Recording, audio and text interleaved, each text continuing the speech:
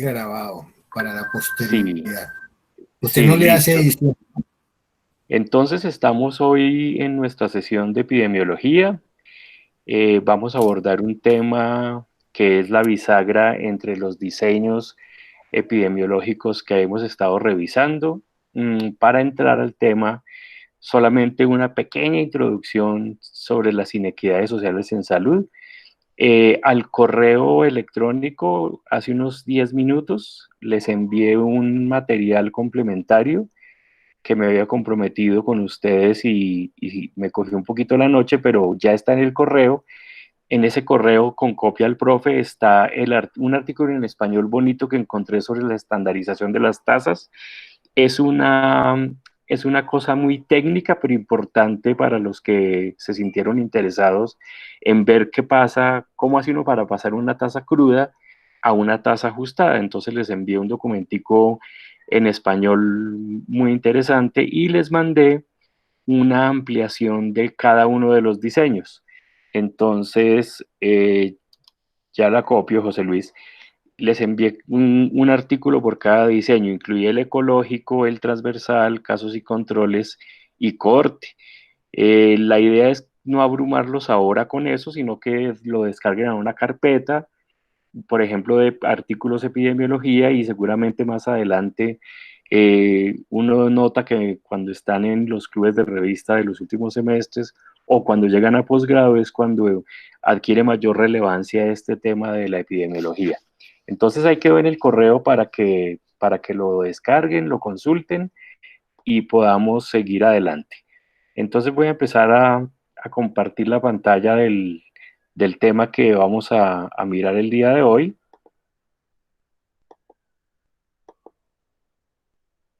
Espero que, como he visto las grabaciones, noto que de todas maneras la diapositiva se reduce un poco en relación a cómo lo ve uno. Vamos a ver si hoy que la ponga más grande, ustedes me dicen si la ven hoy un poco más grande que de costumbre. Perfecta, o sea, Hoy grandísima. sí, sí, pero me toca ajustarla así un poquito para poder ver el chat eventualmente. Entonces, el título que le he colocado a esta sección y que va a incluir elementos, por supuesto, de medición, y vamos a estar yendo y viniendo sobre las medidas de asociación en particular, es decir, ténganlo ahí en mente, ténganlo en el cuaderno, lo de razón de prevalencia, odds ratio, razón de momios, riesgo relativo, cualquiera sea la modalidad que elijan los autores presentar, ya estamos preparadas y preparados para interpretar los valores. Entonces, esta charla que puedo dar en muchas sesiones o en pocas sesiones ha sido inspirada por un colega catalán, el profesor Joan Benach de Rovira, que es del grupo grande de los determinantes sociales de la salud de enfermedad en el mundo y estudia particularmente las inequidades en el acceso al trabajo digno. Entonces, le doy a él las gracias por mucho del material que voy a usar en esta presentación. Quería retomar de esa primera sesión que tuvimos antes del cese de actividades y después cuando reiniciamos esta diapositiva que un pensador italiano, por lo menos europeo, Alberto Moravia, propone para dividir la epidemiología y hemos estado sobre todo concentrados a la epidemiología que se ha denominado clásica. Cuando uno dice clásica es que nunca pasará de moda y por eso la aprendemos y por eso la trabajamos, que es la que hemos estado yendo y viniendo con esos estudios que hemos revisado. Y una epidemiología más moderna que vendría a ser después del año 1980, que le da importancia a distintas disciplinas, en particular las ciencias sociales, y ha tenido unos desarrollos impresionantes de tipo teórico. Me devuelvo un poquito para ver lo que pasó después de la Segunda Guerra Mundial. Ahí en la diapositiva ustedes tienen unas fechas clásicas donde se dejó de lado temporalmente la investigación exclusiva sobre enfermedades causadas por microorganismos y empiezan a aparecer enfermedades crónicas. Ahí vemos el primero del 50, el, uno de los grandes trabajos que relacionó El hábito de fumar y el carcinoma de pulmón para Santiago, que está interesado en ese tema. En el 53, Libel y Clark proponen la historia natural de la enfermedad y los niveles de prevención. En el 63 se incluye la epidemiología de las enfermedades mentales.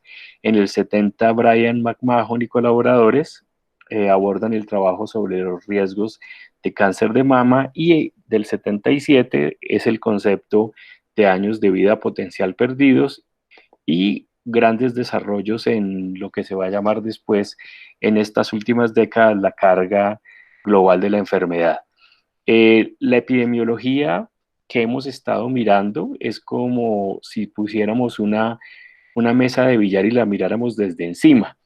Tenemos aquí el evento que hemos denominado enfermedad. Si quieren, usemos el ejemplo, dado que aquí hablan de un virus, de los síntomas respiratorios por el coronavirus, y ven cómo todas las primeras indagaciones y las investigaciones están alrededor de conocer el genoma, tipificar el virus, tratar de producir una respuesta inmune e intentar buscar una vacuna. Y empieza a avanzarse en algunos factores que están un poco más lejos del virus, que son, por ejemplo, las comorbilidades, que ya están mejor estudiadas, pero empiezan a aparecer día a día una cantidad de informaciones que le cambian a uno el panorama. Al principio nos decían que no afectaba a los niños y ahora resulta que hay niños hasta de intrauterinos infectados. Entonces los estudios empiezan a tratar de buscar otra serie de asociaciones causales que están más lejos del propio virus y llegan a incluir componentes del índole social, como por ejemplo la clase, con una medida proximal que podría ser el estrato, el ingreso, el salario, el nivel educativo, etcétera, y todo ese conjunto de factores interactuando serían los que terminan explicando una asociación multicausal de la presentación de la enfermedad. El artículo que les envié ayer, que es como les decía yo, el ABC, en plastilina, un glosario de la epidemiología social, es escrito por esta profesora que aparece ahí en la diapositiva, Nancy Krieger. Ella ha sido la creadora de una rama de la epidemiología social que se llama la ecoepidemiología, y ha sido la más prolífica escritora y tiene varios libros, múltiples artículos, incluido ese que está traducido, que envié el día de ayer. Y básicamente, simplificando bastante, aquí estaría la propuesta que Nancy Krieger hace de lo que sería la causa de las causas, y entonces ella dice que hay una lectura vertical, que es esta, donde nos habla de diferentes niveles que van desde el nivel global, pasando por estos niveles hasta el nivel individual, que ya nos lo había dicho la perspectiva de Marmot de los 90, que culminó con la Escuela de los Determinantes.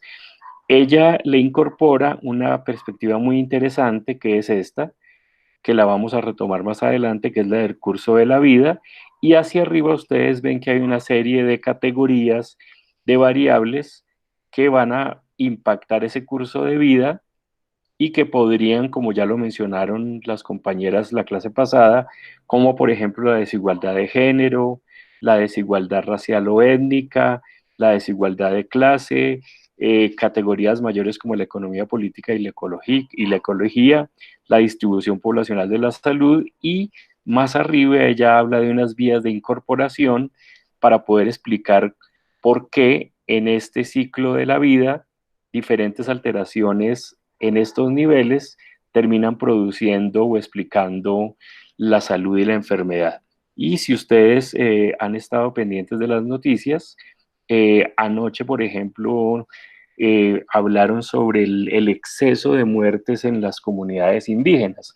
En Colombia hay más o menos un poco menos de 2 millones de pueblos indígenas, y la afectación que están teniendo por una diferente combinación de todas estas combinaciones de categorías o determinantes explica que tengan una mayor morbilidad, una mayor mortalidad, en particular la precaria condición de los servicios de salud, pero nos interesa abordar otros como estos: el territorio, la etnia, la edad, el género, la clase social, pero si miramos más arriba o más atrás o más en la estructura de la sociedad, encontramos que hay una serie de determinantes que ya los vieron en tercero o cuarto, que terminan interactuando con estos determinantes intermedios, como los que estamos sufriendo en estas semanas y meses, por ejemplo, altas tasas de desempleo,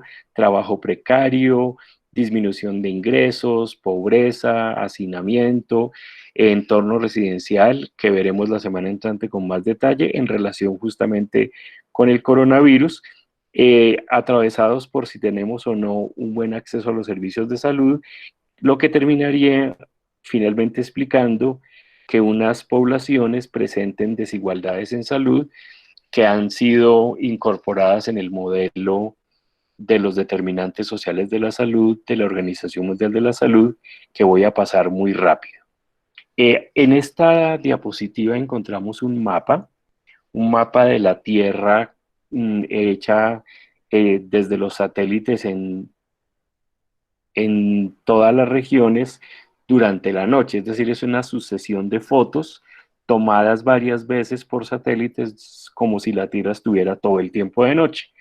Quisiera preguntarle a alguien del grupo qué observa a primera vista en cuanto a la disposición o disponibilidad de iluminación en el planeta.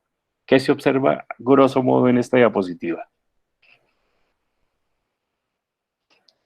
Doctor, pues que tal vez donde más hay luz es en los países de primer mundo, no sé, Sí, ¿qué más?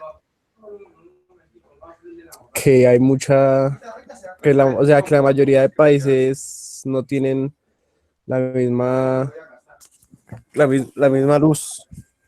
O sea, es Sí, más la parte que no tiene que la que sí. excelente. Entonces vamos a entrar de lleno en el tema de las desigualdades y del gradiente, que lo recordarán por bioquímica. Gradiente es que en un lugar hay una concentración mayor de una sustancia que en otro. En este caso, estamos hablando del gradiente de y fuentes de iluminación o acceso o conexión a electricidad.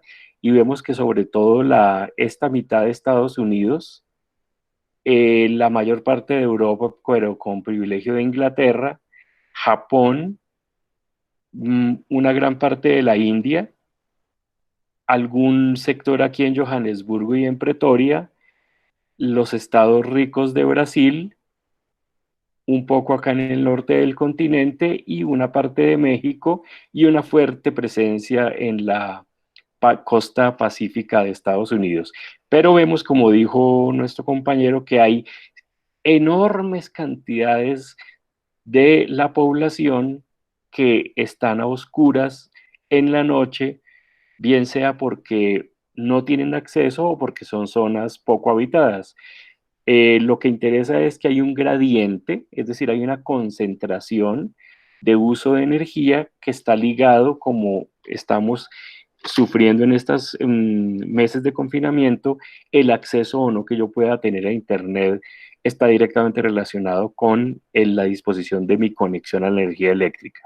Entonces, ese gradiente también va a afectar a la distribución de los ingresos, al acceso a los bienes y servicios, al acceso a vivienda digna y cada vez más es mayor el número de personas que están a un lado del gradiente, es decir, que se están empobreciendo y los datos que hemos escuchado esta última semana, estas últimas 2 semanas en particular, sobre lo que se espera para el planeta en términos de número de personas en el desempleo y número de personas que ingresan a la pobreza, cada vez supera las predicciones iniciales que se hicieron. Ya se habla de 80 millones de personas que caerán en la pobreza, de la pérdida de 65 millones de puestos de trabajo, en fin, hagamos de cuenta que tenemos un jugo diluido y que le vamos a echar más agua. Es decir, quedará más diluido y entonces que la porción de fruta por centímetro cúbico de agua estará menor repartida Pero lo que habría que decir es que alguien al principio, cuando se hizo el jugo, dejó unos vasos concentrados casi de pura pulpa para ellos y para el resto lo diluyó a punta de agua y así lo distribuyó. En este mapa observamos en colores, para que me ayuden, aquí están las convenciones. ¿Dónde está la riqueza según los continentes? ¿Quién quiere atreverse a hacer una primera mirada de dónde se encuentra la riqueza según estas convenciones que están aquí en el láser? Profe, una pregunta, ¿riqueza con respecto a qué? Riqueza en dinero. Dinero constante y sonante. Con constante y sonante. Según el mapa, ¿dónde está esa riqueza? Pues según los porcentajes se encuentra sobre todo en el norte de América Sí, y que en la sería el parte color verde, ¿verdad? de Europa. Mira, entonces, el verde, 31% para lo que se llama Norteamérica y el 32% para una pequeña región que se llama Europa. ¿Y qué ocurre en otras regiones del mundo, tú misma? ¿Qué observas que queda uno espantado con otros continentes o regiones? Que por ejemplo el continente africano es pues de los que más afectados se ve, de los que menos porcentaje tiene. Sí, Em, el que, subcontinente indio, El americano solo tiene ¿qué? 4. sí, y pues realmente uno ve que si uno compara, por ejemplo, a África con, con la parte de Europa, pues es muchísimo más grande, entonces es impresionante que haya tanto dinero concentrado en una sola zona. Excelente. El otro compañero que quería opinar, hágale y sigamos explotando esta diapositiva. Que Sudamérica solo tiene el 4%. Imagínate, y tenemos una extensión territorial muy grande, entonces aquí empezamos a notar que así como el acceso a energía y electricidad y conexión a Internet y ese tipo de servicios se concentraba en unas partes del mundo, cuando empezamos a ver la distribución de la riqueza mundial, el patrón, al patrón, ¿qué le sucede? ¿Cambia? ¿Es parecido? ¿Se mantiene?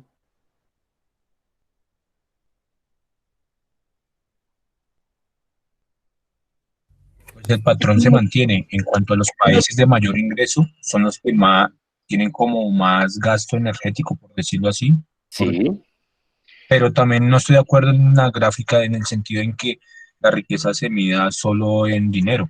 Vamos, Prácticamente, vamos por partes, ¿no? Vamos a ir incorporando categorías. Obviamente que la riqueza no se puede medir solamente en dinero, pero en este caso, este mapa habla de la riqueza en dinero, que es uno de los indicadores más fuertes relacionados con la salud. a No mí, estamos profe, hablando, ¿sí? lo que me causa curiosidad es toda la parte como de Centroamérica, Sí, que representan que tienen pues dinero y ahí se incluye Cuba, Haití, todos esos países que presentan un índice de marginalidad y desigualdad bastante amplio. Que pero aún así, mira la convención del color azul, toda la parte del planeta que abarca. Mira, todo esto. no, sí, pero o sea, me pareció raro que incluyera como esa parte, sí. Y bueno, recuerden, y estamos en evaluación cualitativa, que estamos hablando de promedios. No quiere decir que aquí todos tengan el mismo nivel de riqueza a pesar de que ellos sumen el 22. Lo mismo aquí, que ellos sumen el 31. Seguramente México no tiene el mismo 30, no tiene el mismo dinero que tiene Estados Unidos, y seguramente la Europa pobre, que es esta, la Europa recién incorporada y la Europa mediterránea, no tiene la misma cantidad de dinero que sus vecinos.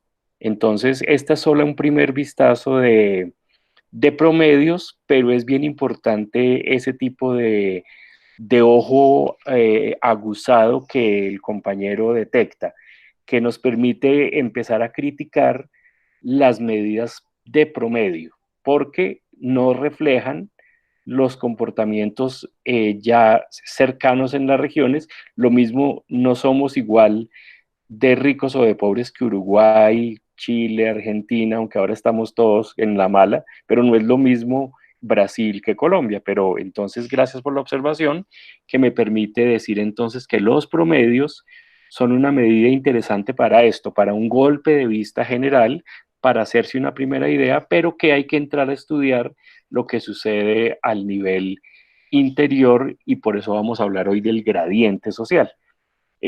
Para continuar con eso del gradiente, vamos a mirar esta pirámide, donde tenemos de un lado la población y de otro lado tenemos el total de la riqueza, como si pudiéramos contarla en un 100%. Entonces, lo que podemos mirar es que tenemos una casi la mitad de la pirámide por área, donde tenemos para esa época, esta es una diapositiva ya viejita, tenemos que era un poco más de la mitad de la población del planeta, 68% de la población que tenía en promedio un ingreso menor a $10,000 al año. Y sumando la riqueza total de este grupo, tenían el 3% de la riqueza.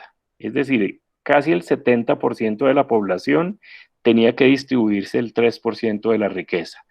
Inmediatamente encima, en la pirámide, tenemos un porcentaje de población de todas maneras importante, del 23%, que es, en esa época eran más de 1.000 millones de personas, que tenía entre 10,000 y 100,000 dólares, que equivalía a 33 trillones de dólares o a un 13,7% de la riqueza. Y la parte dramática del gradiente, donde uno dice, pero carajo, ¿aquí qué pasó? Esto es jugo aguado y aquí ahora viene es pulpa de fruta casi pura. Porque miren ustedes cómo 36 millones, es decir, una población más o menos parecida a la de Colombia, equivale al 7%, yo creo que esto es 361, perdóneme, 361 millones, que ganan entre 100,000 y 1 millón, se llevan 101 trillones de dólares, es decir, el 42,3% de la riqueza. Y la parte más escandalosa está acá, donde este número de habitantes del planeta, que no llega a ser el 1%, que superan el $1,000,000 de ganancias por año, que suma 98 trillones de dólares, se aprovechan, acaparan el 41% de la riqueza. Esta, dije, es una diapositiva viejita, esta es una diapositiva más actualizada. Si ustedes notan, aquí este mismo 0,7 tiene mayor porcentaje de riqueza. Y los últimos datos hablan que este porcentaje está cercano al 50%. Es decir, menos del 1% de la población mundial tiene el 50% de esa riqueza, digamos, material de dinero. Mientras que de para abajo, cada vez más población tiene menos por ciento de la riqueza. Y hay una evolución según las regiones, donde, claro, la masa de riqueza cada vez es mayor por el tipo de economía en la que vivimos, y miremos cómo entonces la parte de Norteamérica es la que más parte de la tajada se llega, seguida de Europa, Asia-Pacífico, China, Latinoamérica, India, y esta franjita que casi ni se ve le correspondería al África.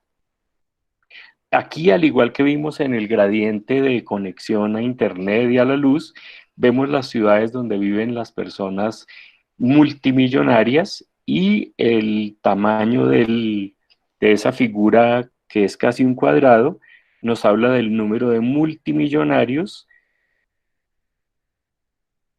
por ciudad, y entonces vemos como Moscú, Nueva York, Hong Kong, varias ciudades de la India, Sao Paulo y Río de Janeiro, Londres, San Francisco, Palo Alto, Los Ángeles, incluso México DF, tienen la mayor cantidad de personas que tienen unos activos que los califican como multimillonarios, es decir, que su fortuna se mide en miles de millones de dólares. Y miren cómo en África no aparece ningún punto, y en toda la parte de Centroamérica y gran parte de Sudamérica y gran parte del Oriente Medio y el resto de Rusia aparece sin personas con ese número de ingresos.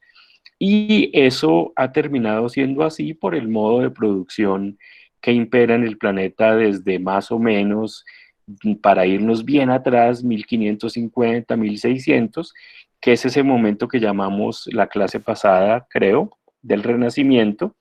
Y en esta diapositiva, las siguientes se van a ver un poquito pixeladas, pero las quise ampliar para que vieran cómo se reparten los millonarios al interior de los países.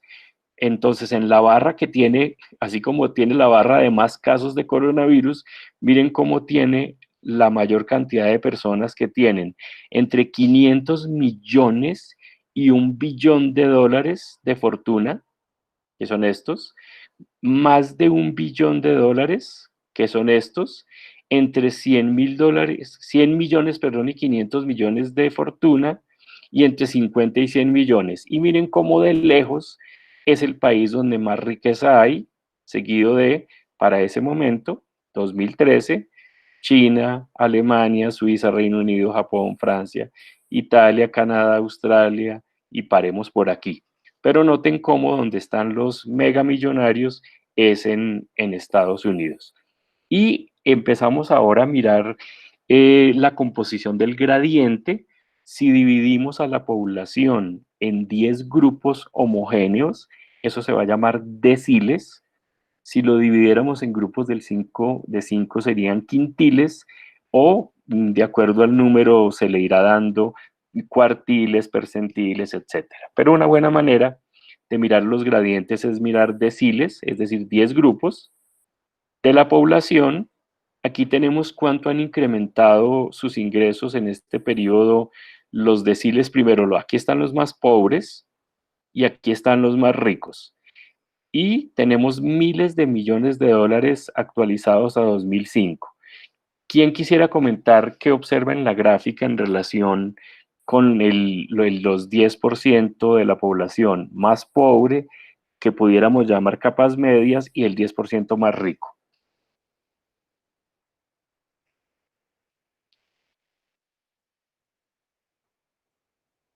Se pueden ayudar del título que hay arriba, pero visualmente es muy diciente. ¿Quién quisiera comentar?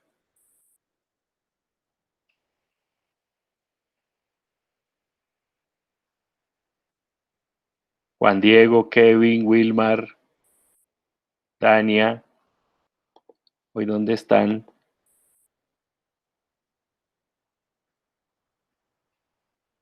A ver, animémonos, ¿qué vemos en este decil que no hay en los otros?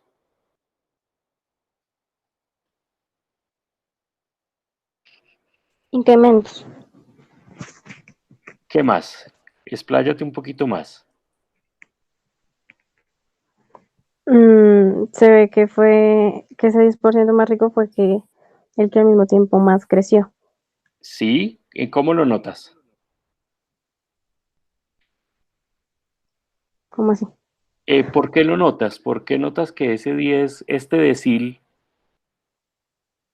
es mucho más rico que los otros? Porque tienen, o sea, el ingreso en miles de millones es mucho más alto. Sí, en comparación con el anterior decil, que mira el brinco que se pega. ¿Cómo ha sido el brinco entre estos y los de aquí para atrás? Se ve un poco más gradual. Exacto, se ve un poco más gradual. Uno podría crear una curva, pero cuando va llegando aquí, sobre todo entre este y este, empieza a notar ya un brinco, pero el gran brinco se produce entre el decil 9, es decir, de aquí para atrás está el 90% de la población del mundo, y aquí está solo el 10%. Miren los miles de millones de dólares que atesora, y aquí se subdividió de este 10% que observan con este 1%. Este es el 1% más rico. ¿Qué se nota? Dale, atrévete, a quien abrió el micrófono. No, es que no sé. Si esto es 1% y el área es 1, si sumamos 10 veces esto, ¿nos da el tamaño de la barra? Ojo a la pregunta. Si esto es 1% del área, y esto es 10. Si yo hago 10 veces este cuadro, ¿caben aquí? Lo supera. Lo supera. ¿Qué quiere decir entonces? Que este 1%, ¿qué? Los ricos siempre se hacen como más ricos. Pues así como a grosso Exacto. modo. Sí, grosso modo, pero está muy bien que un 1% de la población, como vimos en la pirámide, se queda con una gran tajada de esa que le correspondería al 10. Es decir, aún entre los muy ricos hay diferencias, para que no nos confundamos. Nosotros, obvio, no estamos acá, porque hay gente que cree que porque está por aquí, ellos ya son de la clase capitalista global del mundo y no, entre ellos también hay diferencias y estos de acá seguramente no se juntan con estos de acá, así ellos crean que pertenecen al mismo grupo. Entonces, esta élite global es la que está ahora con el 50% de la riqueza. Y si desglosamos aún más, hay un organismo que es de la misma clase capitalista, pues no es de izquierda ni mucho menos, que es Oxfam, que está aquí abajo, publica cada año, yo tengo el dato ya de Profe, 2020, le tengo una pregunta. dale, De la gráfica anterior, sí, eh, es que no entiendo bien, o pues cuando nosotros dividimos por aquí deciles, sí, ahí se está dividiendo el tiempo o se está dividiendo la población. el O número sea, de esto, población, la población.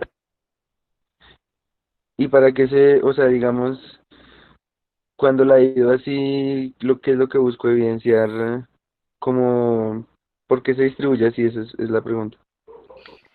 Alguien del grupo que me ayude a contestar, ¿por qué nos interesa dividir en 10, que aquí está el mismo número de personas en cada subgrupo?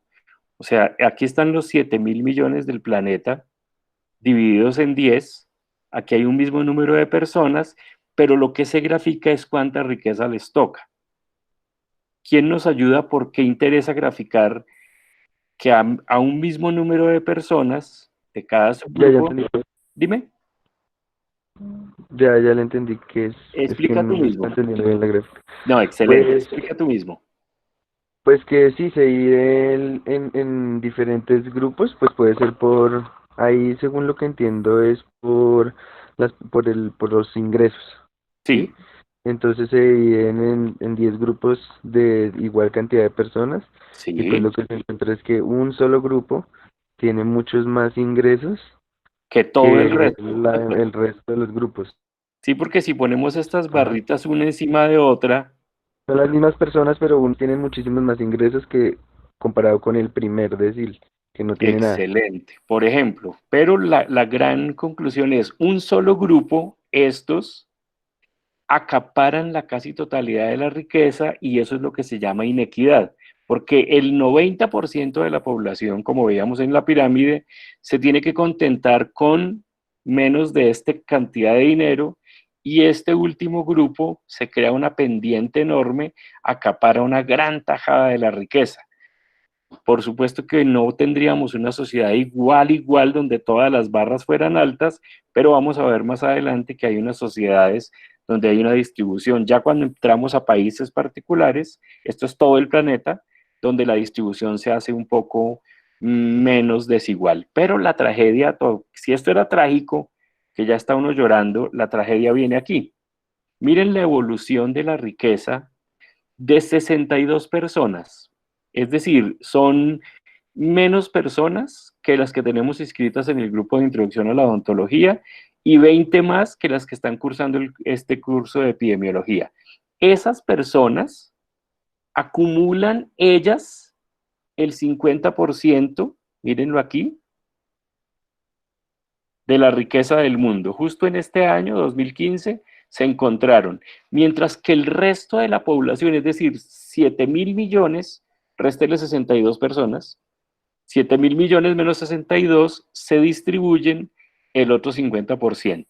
Entonces, aquí es donde podemos corroborar con los datos históricos que cada vez hay más inequidad, más desigualdad y más concentración de la riqueza en un subgrupo pequeño de la población, que son los mismos señores que ahora están proponiendo cómo va a estar el mundo una vez terminemos la pandemia y ya los vamos a mirar en una foto porque ya han sido contratados por el gobierno de Nueva York y por el gobierno de los Estados Unidos para que así como el profe les está pidiendo que le hagan una prospectiva del retorno a la facultad, 5 de estas 62 personas están siendo contratadas para que diseñen el escenario en el que se va a mover el mundo después de la pandemia y ya los vamos a ver. Aquí los tenemos. Esto era para 2017, seguro ha cambiado el puesto, pero son más o menos los mismos y les voy a mencionar. Entonces, bueno, aquí tenemos un gran conocido. Miren, Bill Gates. Está el número de millones en miles de millones. Warren Buffett, que ha estado en el ojo del huracán de las noticias, era el dueño del 10% de las 5 compañías aéreas de Estados Unidos. Él las compró ese 10% de las 5 aerolíneas, United, Delta, Continental y otra que no sé el nombre. Compró el 10% de las acciones porque él dijo, esto es el negocio del futuro. Hace un par de semanas, cuando las acciones cayeron en picada de las aerolíneas, uno diría, no, pobre señor, va a perder porque las va a vender a pérdida. Resulta que como es un hombre tan influyente en la Casa Blanca, antes de vender las acciones, impuso por vía del presidente Trump y el Congreso que se generara un rescate financiero a las aerolíneas. Una vez recibe el rescate, coge su 10% de rescate de sus 5 aerolíneas y vende las acciones. Entonces miren cómo estos multimillonarios utilizan los rescates del Estado para hacerse aún más millonarios. Aquí tenemos al dueño de Amazon, que parece ser ahora uno de los hombres más ricos, incluso por encima de Bill Gates, pero ellos ahí se van cambiando de puesto. Aquí tenemos un español, aquí tenemos el dueño de Facebook y todas sus aplicaciones, o el mexicano, otros estadounidenses, 2 hermanos que son de las familias más ricas de Estados Unidos y el que estaba compitiendo por la candidatura demócrata, Michael Bloomberg, y las personas que han sido contratadas son Michael Bloomberg, Jeff Bezos, Warren Buffett y Bill Gates. Ellos van a rediseñar la arquitectura del mundo post-pandemia y lo que han dicho, o lo que se ha dicho, es que las grandes empresas de tecnología informática, que las resumimos como GAFTA, no hice esa diapositiva, que son Google, Amazon, Facebook, Twitter, Apple, pero súmenle Microsoft y Netflix, son las compañías que después de este episodio post-pandemia van a dominar el mundo económico, porque lo que se ha notado en este confinamiento es que todos los contenidos digitales, todas las plataformas que hemos utilizado para comunicarnos como en este momento, o para hacer los pedidos a domicilios, o para pagar los servicios, o para hacerle el giro de adulto mayor, familias en acción, todo ese dinero ha pasado por plataformas electrónicas y por eso esas compañías de estos multimillonarios están ganando miles de millones de dólares, mientras otras compañías, por supuesto, que venden objetos materiales, mercancías, el sector hotelero y del turismo, las comidas presenciales están presentando pérdidas. Miren este trozo de cita tomado de ese mismo sitio, aquí lo tienen por si lo quieren curiosear en un rato libre, www.oxfam.org, puede ser un capture de esta pantalla, no voy a mover el puntero para no dañar la foto. En enero de 2020, Oxfam le dijo a los mismos países, antes de que empezara la pandemia, les decía, la desigualdad económica está fuera de control. Para 2019, 2.153 personas, llamados mil millonarios, poseían más riqueza que 4.600 millones de personas. Es decir, estas personas caben en el Auditorio León de Grave. Tenían más riqueza que más de la mitad de la población del mundo. Esta enorme brecha, aquí ya no es un gradiente, es una gran brecha, es consecuencia de un sistema económico, miren cómo lo dicen ellos mismos, fallido y sexista, que valora más la riqueza de una élite privilegiada, en su mayoría masculina, que los miles de millones de horas del esencial trabajo de cuidado no remunerado o mal remunerado que llevan a cabo fundamentalmente mujeres y niñas o personas, hombres empobrecidos en todo el mundo. Cuidar de los demás, cocinar, limpiar, recoger agua y leña son tareas diarias esenciales para el bienestar de la sociedad, las comunidades y la economía.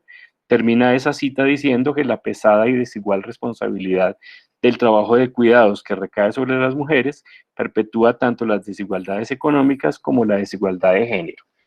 Y uno diría, pero ¿cómo que una organización capitalista de ellos mismos les dice esto? Claro, les dice esto porque cuando hay una brecha tan grande entre los muy ricos y el resto de nosotros, y esta pandemia lo que ha hecho es profundizar eso y dejar al descubierto una cantidad de cosas que antes quizá no se veían bien o no se veían, o muchas personas no las podían ver, puede conducir a revueltas sociales, a estallidos. Seguramente han escuchado lo que ha pasado en los barrios altos de Ciudad Bolívar, en unas áreas de terreno enormes que han sido vendidas de manera ilegal a personas pobres y que han hecho ahí sus ranchos, que los han desalojado con tractores. Es decir, al haber una desigualdad tan grande, las posibilidades de que la gente se emberraque, se rebote y proteste son altas. Y entonces hay que tomar medidas. Y ustedes ya han visto que parte de lo que se ha hecho en este tiempo de confinamiento, si bien lo que más sale en las noticias es que se giró 160.000 pesos a unos señores, 80.000 a otros, 200.000 a otros, que se llevaron mercados. Si ustedes revisan el gasto militar, el gasto en armamento de todos los países, pero por ejemplo en Bogotá, creo que todo el mundo vio la noticia de las tanquetas, de las balas de goma, de los nuevos vestidos de soldados del futuro que se compraron para el SMAT, y hay alguien inocente se pregunta, pero ¿por qué en una época de pandemia, chicos, chicas, para que me contesten, ¿por qué en época de pandemia a un gobierno se le ocurre comprar más tanquetas para el SMAT, municiones, armamento y unos nuevos trajes más resistentes? ¿Ustedes por qué creen? Yo pensaría que tiene que ver mucho con el hecho de que durante una pandemia usted puede darle, digamos que puede solventar la necesidad con esa parte de dinero que usted invirtió en armamento a las personas, pero eso va a ser limitado porque usted no los puede mantener por largos periodos de tiempo y como en ese momento se hacen visibles o más llamativas, más fuertes las diferencias económicas en el hecho de que una persona no pueda comer, no tenga donde dormir y pues que estén en constantes desalojos, lo que va a hacer es que la gente se va a empezar como a molestar, a protestar, y la única forma que tienen es pues controlándolos con más violencia. Exacto. Y a nivel global, estas compañías que les dije del GAFTA MN, Google, Amazon, Facebook, Twitter, Apple, Microsoft y Netflix, más las primeras, están diseñando una serie de instrumentos, herramientas, dispositivos de vigilancia global, además de lo que se invierte en armas para la represión. Ya ustedes seguramente saben que incluso aquí en Bogotá, que no somos ningún país rico, ya hay drones que vigilan la temperatura de los ciudadanos, y si encuentran que su temperatura supera 37.15 grados, inmediatamente le cae la policía, se lo lleva, porque usted puede ser un posible contagio futuro. Ya hay servicios de mensajería con drones, hay servicios de vigilancia, etcétera. Entonces, todos estos ricos saben que lo que sigue después de la pandemia es un escenario dominado por el miedo al contacto, por el distanciamiento social que tanto nos han metido y que ya uno le da miedo hasta abrazar, ya habla de lejos, saluda de lejos. Y paralelo a eso, entonces van a aprovechar para que haya una gran vigilancia y un gran estado policía por si llega a haber desmanes. Recuerden que cuando empezó la pandemia el mundo estaba recorrido por incendios populares en muchas partes del planeta, especialmente en Latinoamérica. El gobierno de Piñera estaba a punto del colapso, la aprobación de Piñera estaba en el 3%, la gente en las calles exigiendo de todo. Ecuador, Bolivia, la misma Colombia. Recuerden que incluso un día antes de la pandemia se estaban celebrando las marchas del Día Internacional de la Mujer, y ahí fue cuando nos mandaron a todos para la casa. Ese paréntesis grande quería dejarlo ahí en el tintero para que veamos un escenario que se perfila como un posible escenario de salida de la pandemia. Por supuesto, si los sectores sociales más oprimidos, que son la mayoría, no hacen nada al respecto. Volviendo al tema entonces de los 1.000 millonarios desde el 2008, miren ustedes esta curva. Y cuando llego muy abajo con el láser sale ese letrero que me estorba. Si ustedes ven lo que sucedió entre el año 2008 y el 2009, recuerdan que esta fue la crisis, para aquellos de ustedes que son todos muy jóvenes, es la anterior crisis económica que recuerdan. Miren cómo hay una caída grande, pero miren cómo después de todos los rescates de los estados, los 1.000 millonarios vuelven a recuperar sus niveles anteriores, y no solo los recuperan, sino que miren lo que sucede. Aquí hay un nuevo momento de crisis, aumentan, nuevo momento de crisis, pero si miramos después de la pandemia, lo podemos hablar el otro semestre, vamos a ver que este número va a estar por aquí más grande, porque ellos han transferido valor, riqueza de unas naciones a sus bolsillos, y entonces ellos estarán más ricos, y nosotros, la clase media, empobrecida cada día, y los pobres pues pasan a la miseria, y todos para abajo, y una pequeña porción hacia arriba. Miremos en esta diapositiva la distribución de la riqueza mundial para 2019. Estoy insistiendo, las diapositivas están diciendo lo mismo casi todo el tiempo. En esta hay una información adicional, y es que ya no solo nos muestran el tamaño de la barrita, sino que nos muestran el valor promedio en miles de millones de dólares. Y miren, aquí por primera vez observamos que el decil número 1, es decir, el 10% de la población, debe, no tiene activos, sino que debe una cantidad que suma más que los siguientes dos deciles que logran tener algo. Vamos al 3, al 4, al 5, al 6, al 7. Aquí entre el 7 y el 8 hay un salto ya grande en miles de millones. Quito esto a ver si lo logro, ¿sí? Voy a dejar el puntero sin moverlo, pero fíjense por favor en el decil 7 y el 8. Hay un crecimiento de casi el doble, lo mismo entre el 6 y el 7, pero miren lo que pasa, y alguien ayúdeme, ¿qué pasa en niveles brutos, en crecimiento en miles de millones, entre el decil 8 y el 9? ¿Cuántas veces aumenta entre el 8 y el 9? El doble. ¿Y entre el 9 y el 10? Así por encima. Como 11 veces, 12 veces. O no, mentiras, Imaginen, 20 veces. bueno, muchas veces, y entonces corrobora la pregunta que estamos haciéndonos desde que empezó la clase, y es que este 10% de la población acapara una gran cantidad de miles de millones de dólares, y aquí se ha profundizado, porque esta diapositiva es más nueva, miren, 2019, ese 1% que antes, recuerdan que la gráfica era como por aquí, la moradita, ahora miren, ese 1% se lleva casi la mitad de esa última tajada del 50%, es solo de ese 1%.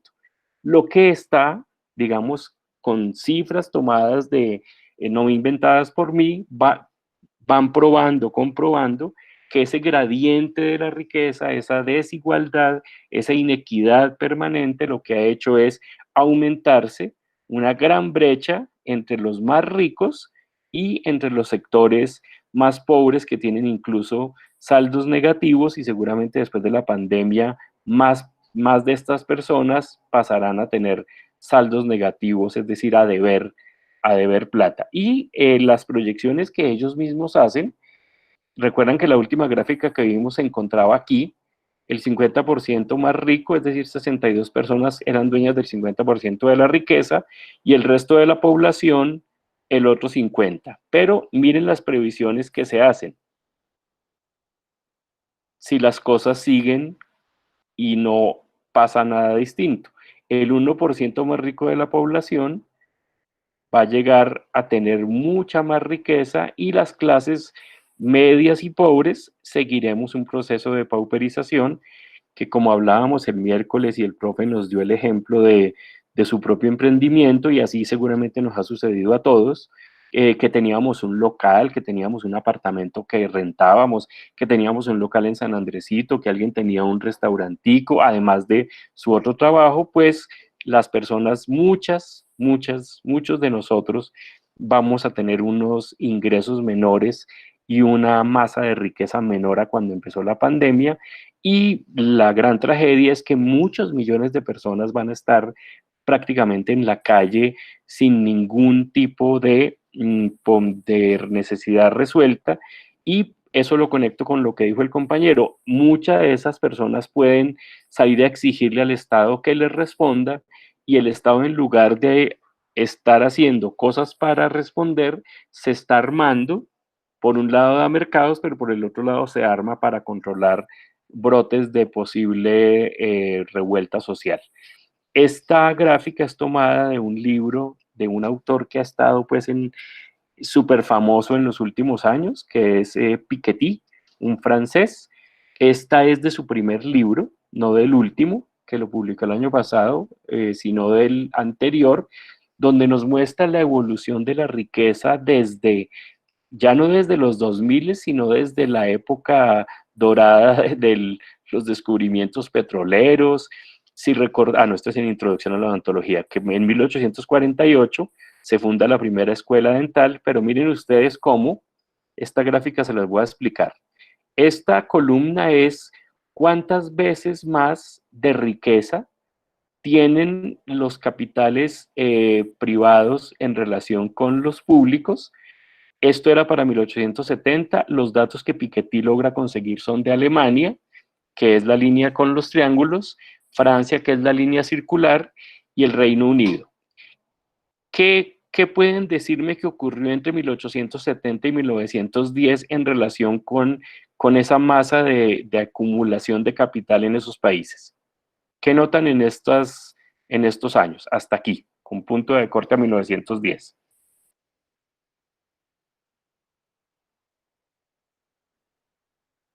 A ver, anímense. Que disminuyó muchísimo. Hasta aquí. Fortalecieron más el Estado. Hasta aquí. Hasta ahí se mantuvo. Exacto, hasta aquí se mantuvo. Aquí viene la gran crisis del 30. Entonces, perdieron, pero a pesar de que perdieron, miren ustedes cómo seguían teniendo una relación mucho más encima del 200%. Después de esta crisis se va a constituir lo que en salud pública van a aprender, que es el estado de bienestar, que grava con unos impuestos mayores a la riqueza, y por eso se produce este descenso en el porcentaje de riqueza que tenían esos países. Pero vamos a ver qué empieza a pasar a partir de este año, cuando el cuadro negro se quite. ¿Qué empieza a pasar después de 1950 y en particular después de 1970?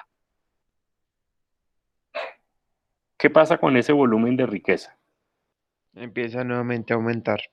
Y más o menos, ¿dónde se ubica para 2010?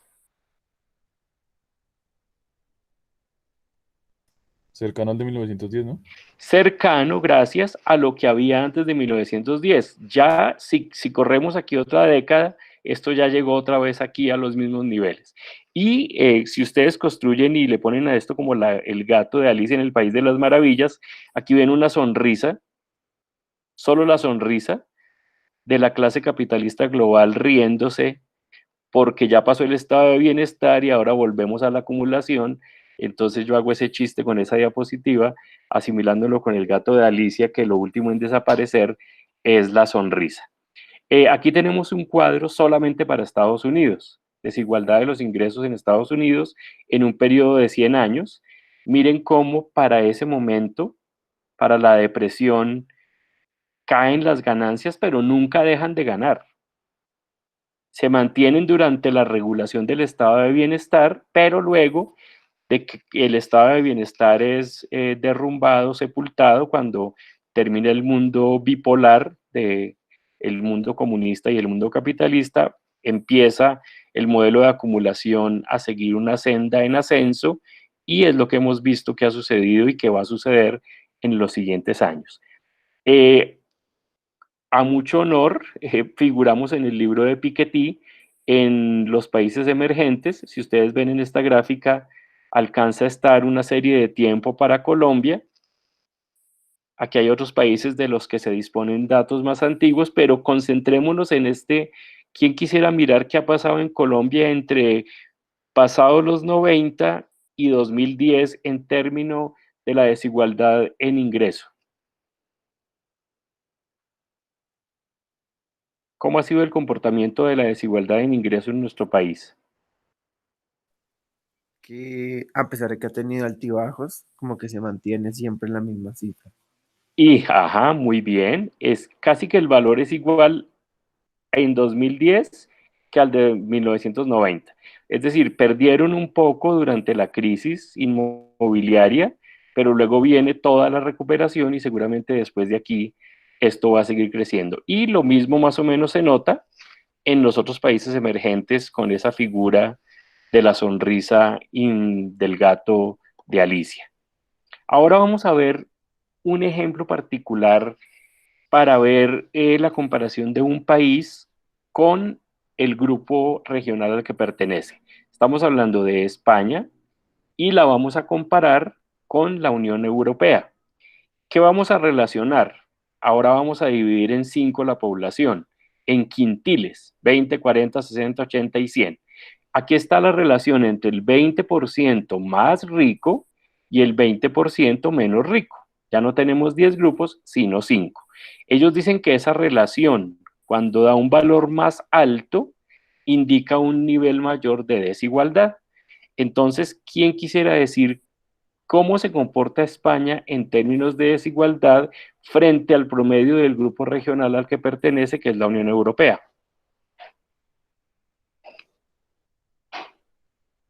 En España, pues aumenta más la desigualdad con relación a la Unión Europea.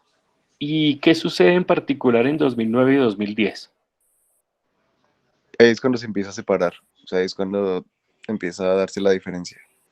¿Y qué recuerdan de las noticias de España en estos años? ¿Qué Eso es recuerdan de España? lo de Brexit y esas cosas. Bueno, lo de Brexit es del Reino Unido, que ocurrió este año, se hizo efectivo este año, es decir, ellos se salieron de la Unión Europea.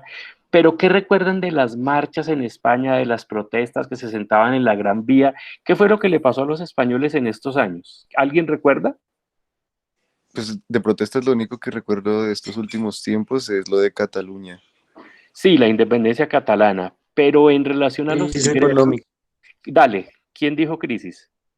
Pues lo que yo he escuchado es que hubo una crisis en ¿Sí? donde las personas perdieron sus trabajos ¿Y qué más? y pues es que digamos que lo que yo entiendo es que la riqueza en España se estaba sustentada también por el Tesoro Nacional y eso, y como que eso se gastó por mucho tiempo porque las costumbres de trabajo de los españoles son muy diferentes, digamos, a como aquí en Latinoamérica.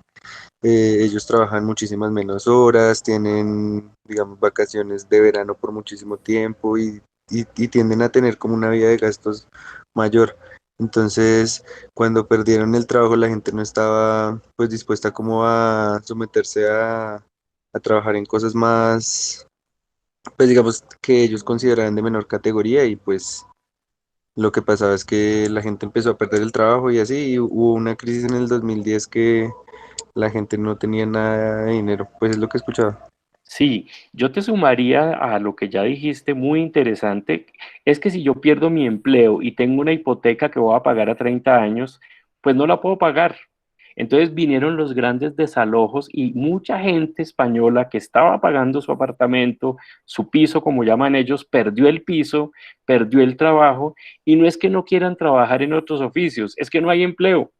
Recuerden que la protesta era que no nos desahucien, que es lo que llaman ellos, que no reformen las pensiones de los ancianos porque muchos de ellos se fueron a vivir con sus papás, pero a los papás les redujeron la mesada pensional y empezó toda esa pugna también por xenofobia, que xenofobia quiere decir odio al extranjero, por algo parecido a lo que tú sugieres. Es decir, los trabajos más precarios de la sociedad española venían siendo hechos por inmigrantes, y en esta crisis del desempleo, estos dicen, fue pucha, deme al menos eso, venga, yo le lavo los baños, le cuido el hostal, le cocino, pero el desempleo fue generalizado. Y miren cómo la Unión Europea en promedio se mantenía con unos niveles de desigualdad más o menos de 5, pero España se comportó de una manera muy diferente. Vamos a pasar por esta rápido.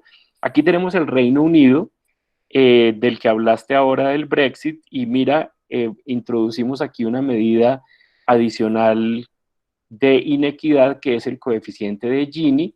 Quien lo quiera buscar en Wikipedia, este es el apellido de un italiano que se diseñó este coeficiente.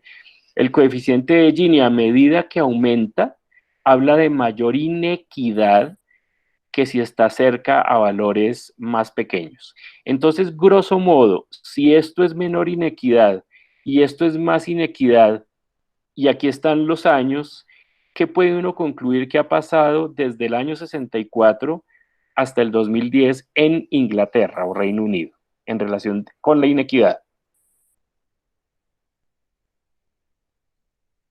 ¿Quién me ayuda?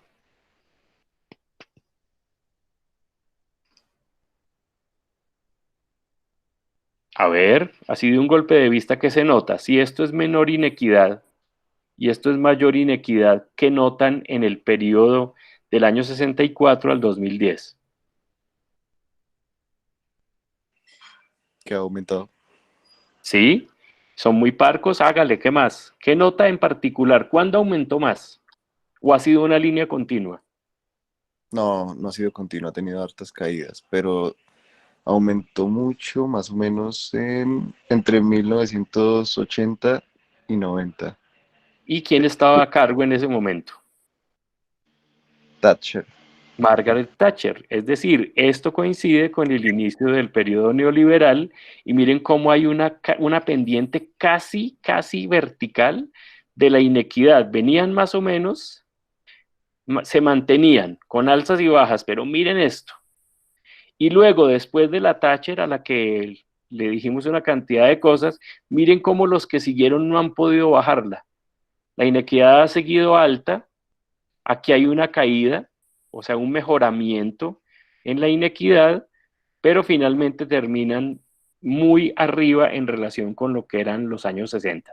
Hablando del Reino Unido, y para lo que vamos a ver la semana entrante, que es el comportamiento del COVID en el mundo, vemos cómo ese Reino Unido es uno de los más afectados, y les voy a preguntar si creen que tiene relación con lo que estamos viendo en la diapositiva anterior, si que haya más inequidad pudiera estar relacionado, lo dejo como un probably, could be, pudiera estar relacionado con que hoy tienen creo que es el segundo o tercer país en mayor número de casos de contagio y de número de muertos. Ya veremos qué dicen los estudios realizados hasta este momento.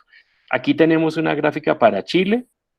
Como vemos, los valores en Latinoamérica son mucho mayores de inequidad que los europeos. Me devuelvo, perdón, para que vean hasta dónde llega la inequidad que sigue siendo baja comparado con nosotros. Mire, 36. En Chile, esto se puede leer o como 0, o como porcentaje total 51. Miren el Chile de los años 60, cómo estaba en niveles de inequidad. ¿Y quién me quiere decir el comportamiento chileno del 57 al 2007? ¿Alguien distinto? ¿Alguien que se atreva, que no le hayamos oído la voz?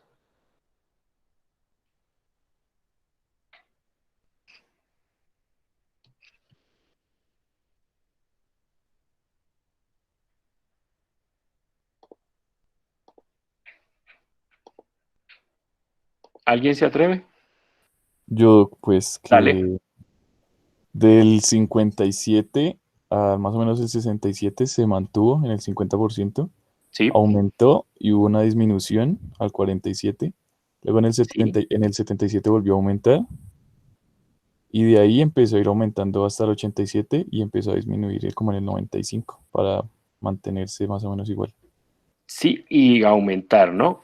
¿Alguien recuerda qué pasó en Chile en estos años en que hubo esta disminución tan grande de la inequidad?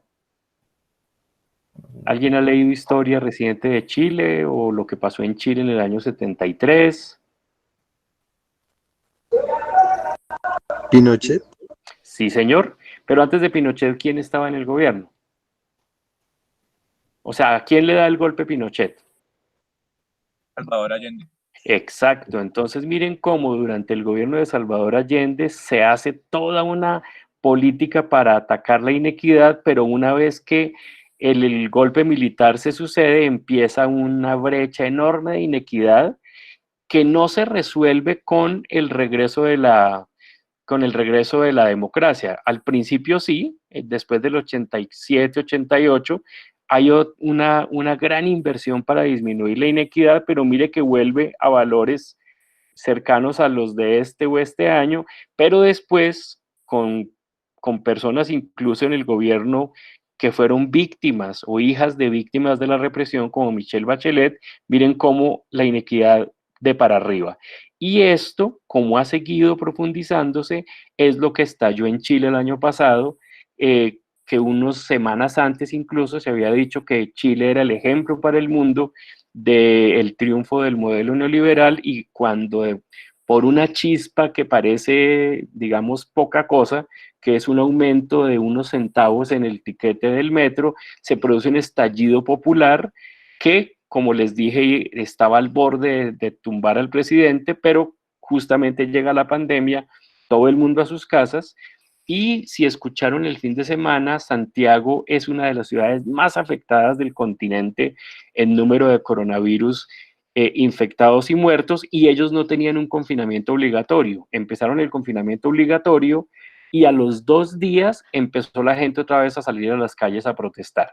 Es decir, que lo que podemos pensar que suceda en algunas regiones cuando termine el confinamiento obligatorio es que los estallidos sociales van a continuar, y dependerá de la correlación de fuerzas, de qué tanto la clase en el poder quiera dar garrote, bala y etcétera, o qué tanto los sectores populares organizados logren algunas demandas, que ese estallido se resuelva hacia un lado o hacia otro.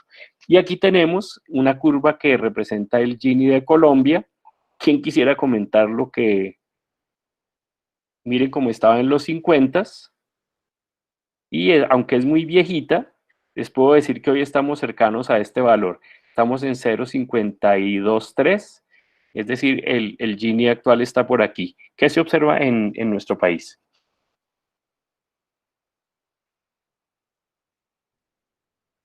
Alguien que no haya hablado para yo saber si tienen claro qué es el índice de Gini, que a menor valor, menor inequidad, y a mayor valor, mayor inequidad. ¿Quién se atreve con esta que está un poquito más fácil? A ver, alguien que no haya hablado.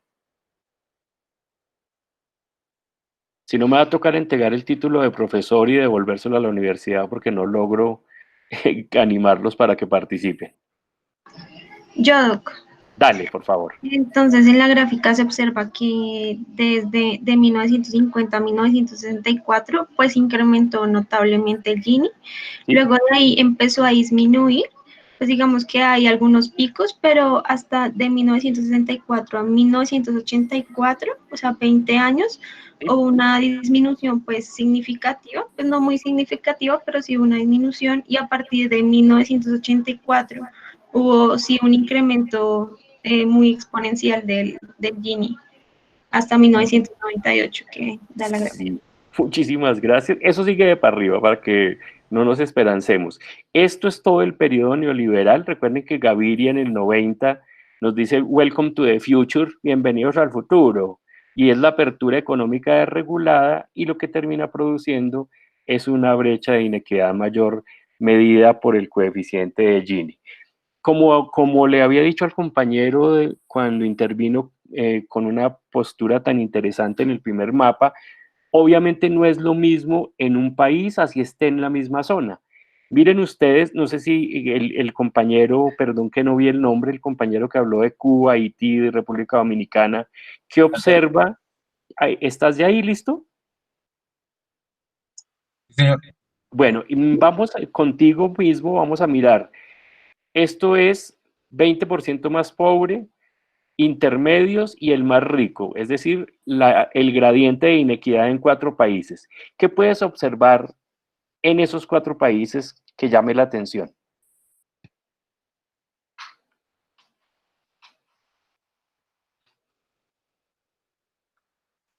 que en los países de, no sé si decirlo, que son como de tercer mundo, o que no pertenecen a como este sistema como tal capitalista, tienen un incremento exponencial. En cambio, los países que son Hungría, Estados Unidos, que son capitalistas, tienen una desigualdad promedio, por decirlo así.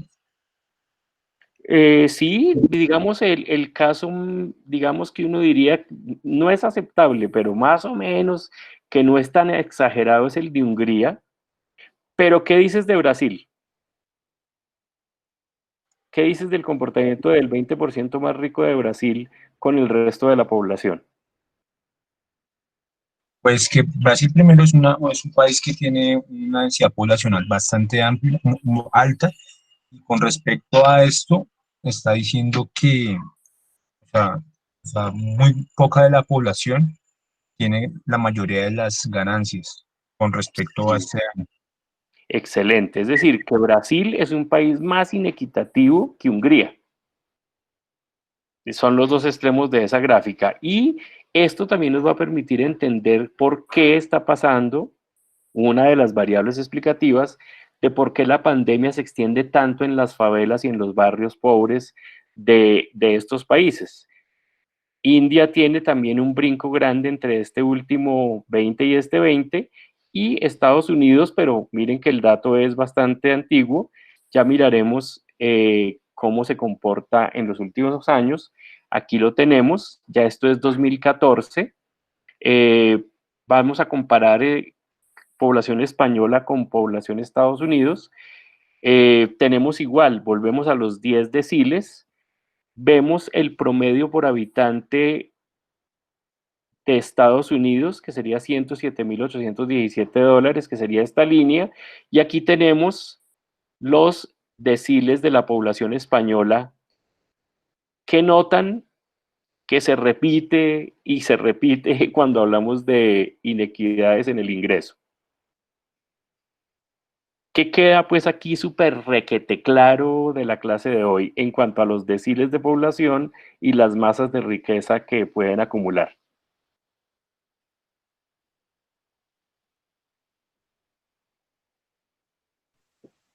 Que el decil 10 siempre va a ser el que tiene más y pues con mucha diferencia de los otros 9, incluso pasando, o sea, superándolos si los uniéramos todos. Exacto. Entonces, si esa fuera la única categoría que nos queda de la clase, nos damos por bien servidos. Es decir, que en el mundo hay una gran inequidad en la tenencia de los activos financieros, digamos en el dinero, que es uno de los primeros indicadores de riqueza. Voy a irme acercando hacia el final para no saturarlos, pero esta clase puede durar 5 horas. Vamos ahora, que el compañero me decía, pero es que riqueza no es solo dinero. Claro que no. Entonces miremos cómo también la esperanza de vida al nacer se distribuye de manera inequitativa en el mundo. No sé si logran leerla, pero aquí a más color de rojo es que viven más de 80 años. O sea, estos fucsias viven más de 80 años. Y los colores del amarillo para abajo, incluso el negro, viven menos de 40, y estos 45 y 50. ¿Quién quiere, que no haya hablado, decir cómo ve la esperanza de vida en este mapamundi? Grosso modo. ¿Qué se aprecia?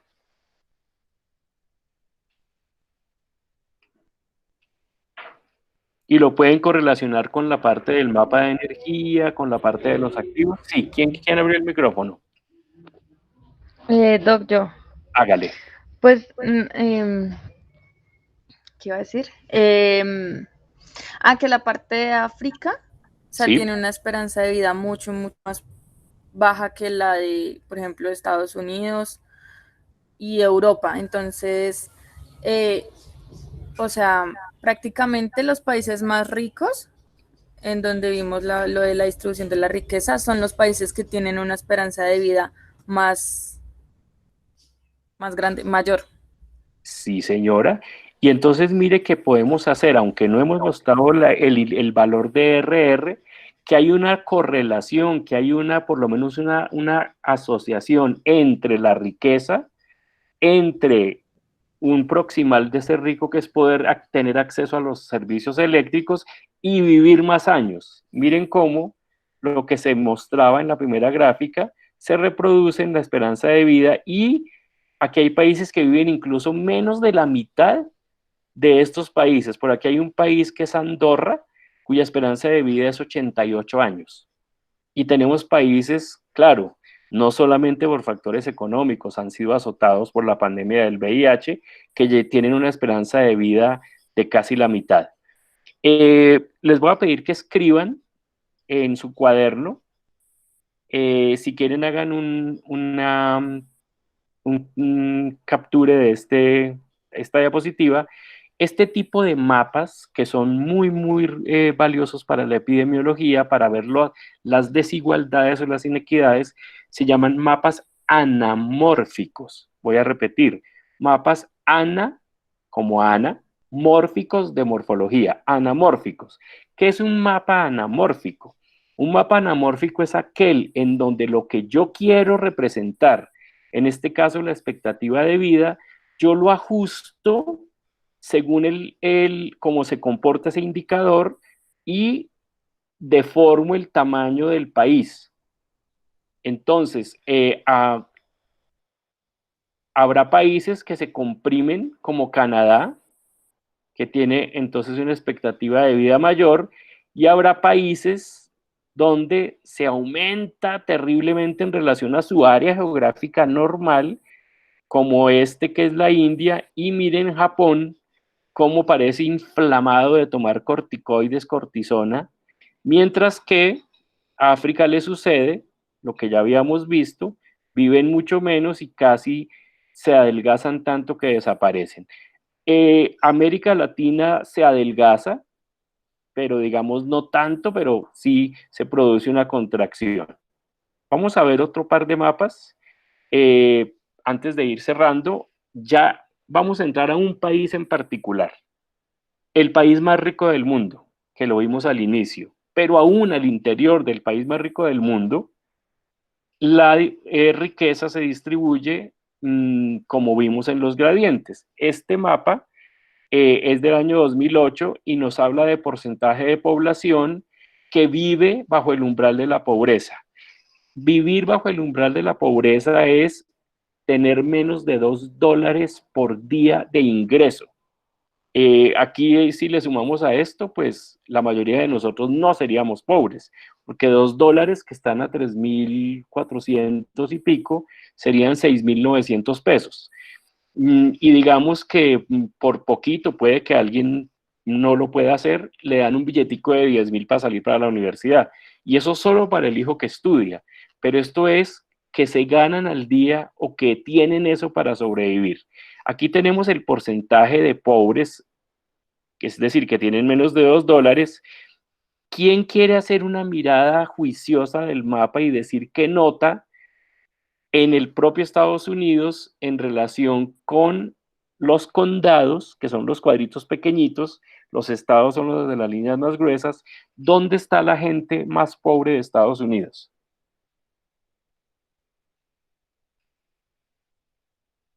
¿Y dónde la menos pobre?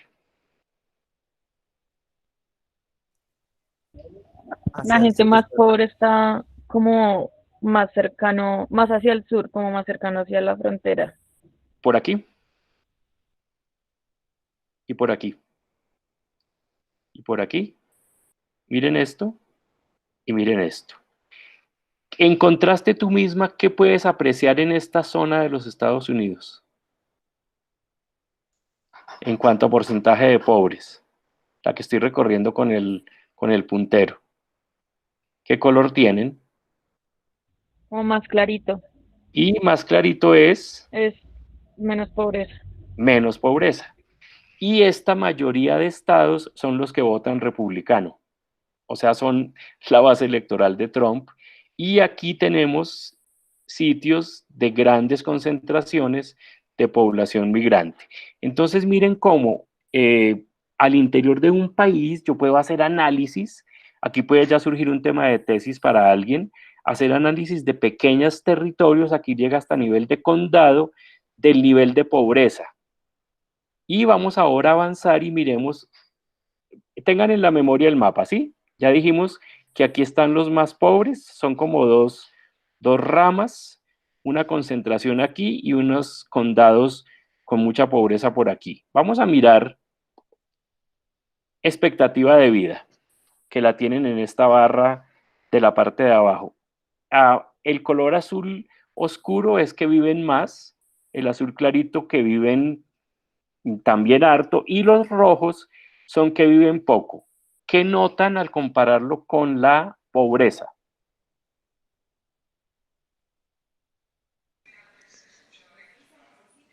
Que se relaciona, o sea, representa más o Casi, menos lo mismo. sí, que casi se calca el patrón por lo menos de estas dos ramas en la expectativa de vida y la pobreza. No hay tanta relación en otros sitios, pero aquí en particular la encontramos. Y pudiéramos ver en otros estudios si eso se corresponde con un RR o con un OR. Esta diapositiva me encanta, me encanta, me encanta porque es tristemente irónica. Geoffrey Rose es uno de los grandes salubristas. En uno de sus libros, él dice, bueno, vamos a la causa de las causas, lo que hablamos de Aristóteles hace como 4 semanas. En su libro, él cita a David Gordon, que propone, no culpes a la víctima, que es lo que solemos hacer, es que esta gente es pobre por vagamundos y güey madre, como decían mis tías paisas, no les gusta trabajar, no hacen ejercicio por perezosos, ¿por qué fuman o por qué no comen bien?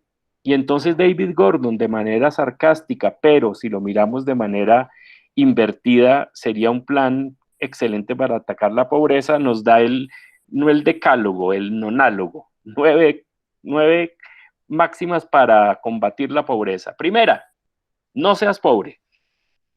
Pues madre, si eres pobre, deja de serlo. Si no puedes dejar de ser pobre, no seas pobre mucho tiempo. Entonces miren la ironía, pero miren cómo entonces la pobreza de activos, la pobreza de dinero, la pobreza de bienes, termina impactando la salud. Segundo, no trabajes en un trabajo estresante, mal pagado y rutinario. Tercero, no vivas en una zona deprimida y pobre, porque Claudia te manda la encapuchada de negro para que con el tractor te tumbe las casas. Por eso, si lo haces, cámbiate de lugar, vete a Rosales, vete a Contador, vete a otro barrio donde sea mejor vivir. Cuarto, no vivas en una vivienda de mala calidad, ni seas un habitante de calle. 5, toma vacaciones cada año. Sexto, no seas madre soltera con hijos. Séptimo, reclama todos los beneficios a los que tienes derecho.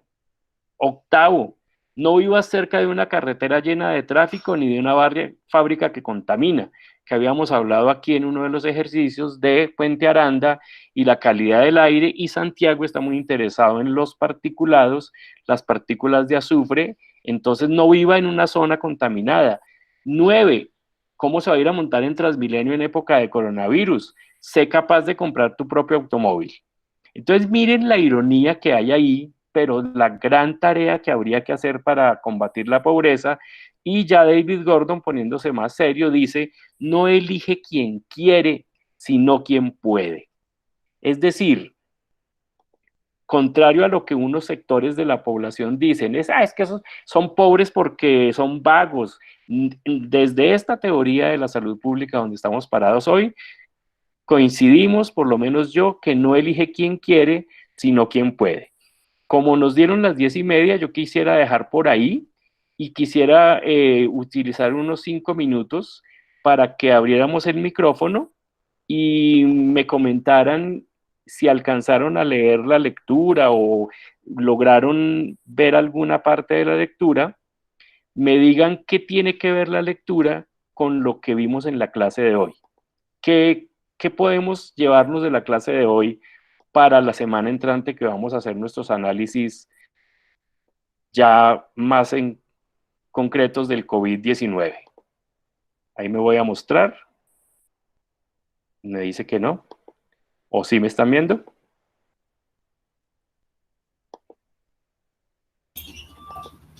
No, se ve la J. Madre vida.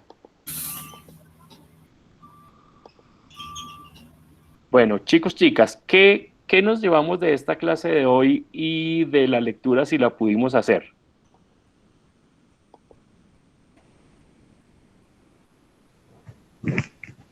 Laura. Que las desigualdades, bueno, son evidentes y que eso trae consigo muchas consecuencias en la salud de las poblaciones. Sería una síntesis extraordinaria. Después de la clase, después de la lectura, las desigualdades son evidentes y se relacionan con consecuencias negativas para la salud. ¿Quién más quisiera decir alguna otra conclusión Doc, de la yo clase? quisiera preguntarle algo. Bueno, pregúntame, pero ahora la idea es que yo les pregunto a ustedes. Pregúntame. Sí, pero en este caso, listo. O sea, es evidente que las desigualdades pues están mal y todo eso.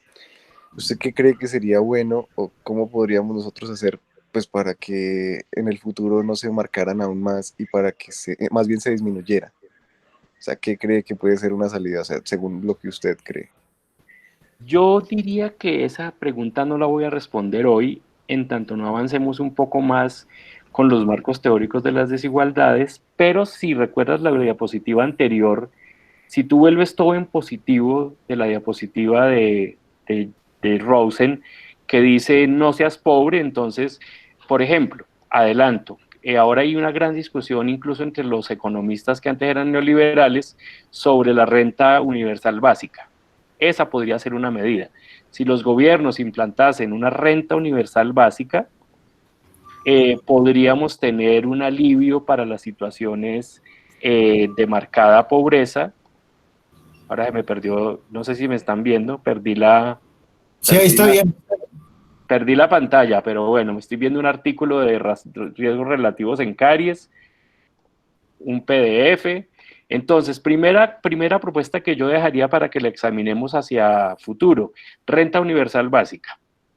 Pero si recuerdan la diapositiva de la que mencionamos, entonces vivienda digna, no hacinamiento en las casas, trabajo digno, ocio productivo para todas las personas, es decir, volvería en positivo lo que está en negativo en la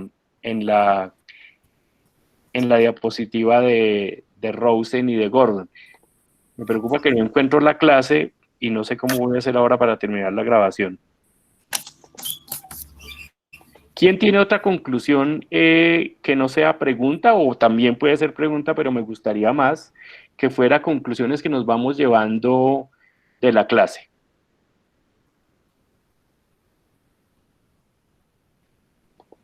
¿Quién quisiera? Los niveles de desigualdad se mantienen, de hecho siempre van como en aumento. ¿Pudieras repetir que me perdí? Que los niveles de desigualdad van en aumento, sí, aunque tengan ligeras caídas, siempre van en aumento.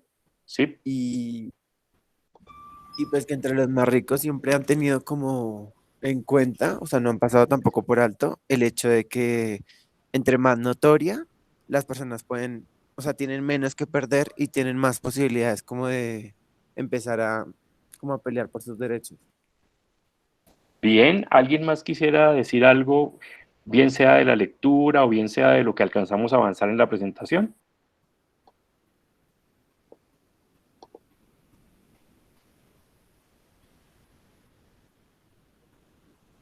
Profe, que es evidente que en Colombia y Latinoamérica tiene una desigualdad muy alta y que también, digamos, en cuanto a lo de la riqueza, pues es evidente que solo el 4% comparado con otros continentes que son muchísimo más pequeños y que tienen mucha más riqueza, y que también nosotros como país y pues digamos como países que nos consideran emergentes tenemos una capacidad de investigación y de, y de, y de academia muy fuerte que pues encaminarse para disminuir esas brechas.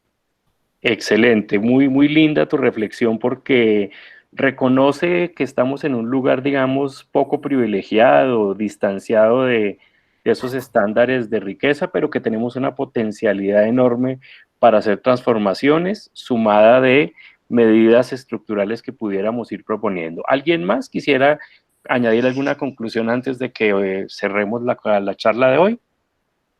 ¿Qué se lleva de esta clase para la semana entrante? ¿Sí? Yo considero la verdad que como tal se debe cambiar el modelo económico en el que se está trabajando porque todo se piensa en función de la acumulación del capital. Entonces, se sigue viviendo con ese estilo de vida, ni siquiera el mundo, toda la parte de bienes y todo eso, pues no va a alcanzar, porque este sistema solo se basa en la extracción y en el consumo. Y a partir de ese cambio de eso, creo yo que hay unas condiciones generales que van a afectar como tal la esperanza, el estilo y la calidad de vida, y hay unas condiciones particulares. Pero creo que a nivel general, creo que sí se debería cambiar como tal el modelo económico que se está planteando para la humanidad. Y a nivel particular, creo que la gente tiene que hacer una especie de reflexión en cambio de que tiene que cambiar la forma de pensar, de vivir y de sentir como tal la vida, que todo lo basa uno en que si uno no tiene un celular, que no si tiene el mejor computador, que si no tiene las mejores cosas, pues no va a vivir bien. Creo que ahorita la proyección de vida se basa más en una calidad de vida que, que ¿cómo decirlo? Que no dependa de esa parte material. Sí, está extraordinaria tu aporte, tu propuesta. La vamos a tener ahí en el cuaderno para la continuación de la clase. Profe, ¿Sí? que los ricos de ahora son los que manejan las plataformas digitales. Que antes los Eso. ricos eran de otras y pues estaban en otros ámbitos, pero Sí. ahora los ricos son los que tienen Google, Amazon, Facebook, no sé qué, pues me Sí. llama la atención. Twitter, Apple, Microsoft, Netflix. Si quieren, veo que eso interesó, yo puedo profundizar en eso la semana entrante. Vemos cómo la riqueza sigue en manos del mismo 1%, pero ellos son muy inteligentes y cambian los sectores productivos donde están su riqueza y la extracción de mayor riqueza. No renuncian a otros negocios, pero incursionan en otros, y esta pandemia les ha permitido darse cuenta que la salud del futuro con la teleconsulta, ahora ya nadie lo atienden en un consultorio médico. Odontología pues nos va a tocar hacer otra cosa a nosotros, profe, inventar robot o alguna cosa, pero la parte de las plataformas digitales se van a imponer más en el mundo, y lo que dejé en un principio de la charla, que el gobierno de Nueva York y de Trump ha contratado con estos multimillonarios, pues si yo ahí sí como que pongo al ratón a cuidar el queso. Si yo pongo a los multimillonarios, dueños de esas plataformas, a que me rediseñen el nuevo mundo, ¿qué puedo esperar de ellos? ¿Qué mundo es el que van a diseñar? Por ejemplo, Bill Gates en el terreno educativo, ¿ustedes qué creen que le va a proponer al estado de Nueva York y a Estados Unidos y al mundo? En el terreno de la educación, que es el que nos ocupa, digamos, en esta interacción que estamos teniendo hoy. ¿Qué creen que hay en la cabeza del hombre para la educación del futuro? No en la nuestra. Ventas de equipos. Y Sí, diseñar solo plataformas. equipos, software, plataformas, ¿qué más? ¿Qué le falta a eso? Redirigir toda la parte de educación hacia una educación virtual. De uso de Sí, la señor. plataforma de las 5 personas que ahora van a rediseñar todo. Y además de eso, de los equipos, del software, de las plataformas, ¿qué quedaría faltando para completar la acumulación de dinero, de valor? ¿Qué tienen que montarle a esas plataformas? Una moneda virtual también, ¿no? Sí, pero antes de la moneda, esto que estamos haciendo.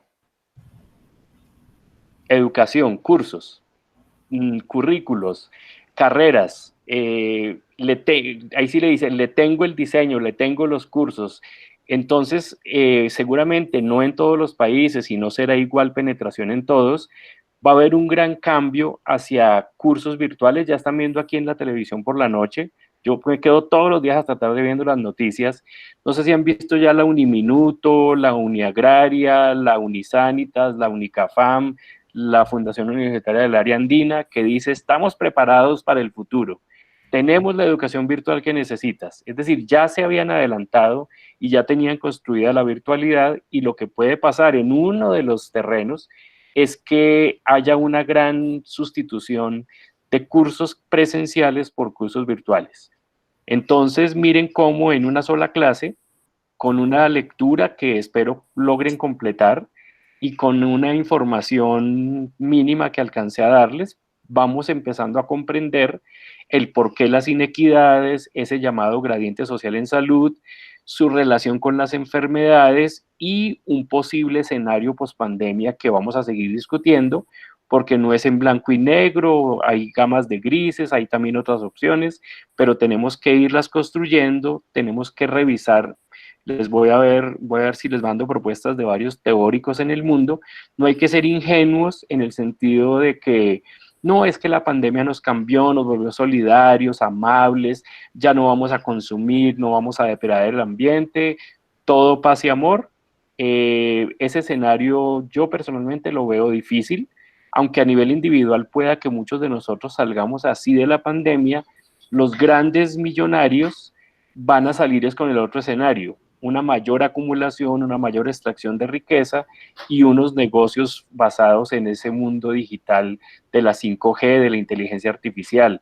Los estados globales serán estados más policivos, más vigilantes, pero también hay la esperanza de que los pueblos, las comunidades organizadas, nos unamos en torno a reivindicaciones mínimas como la que ya mencionamos, de la renta básica universal, una vivienda digna, un trabajo digno y comida. Entonces yo dejaría por ahí, porque hoy se nos fue el tiempo, porque me entusiasma mucho el tema. Como hemos hecho siempre, les grabo, cuando me llegue la grabación se las envío, y durante el fin de semana elijo un material relacionado con el COVID y la distribución de cosas que vimos hoy y que ya vamos a poder comprender mejor.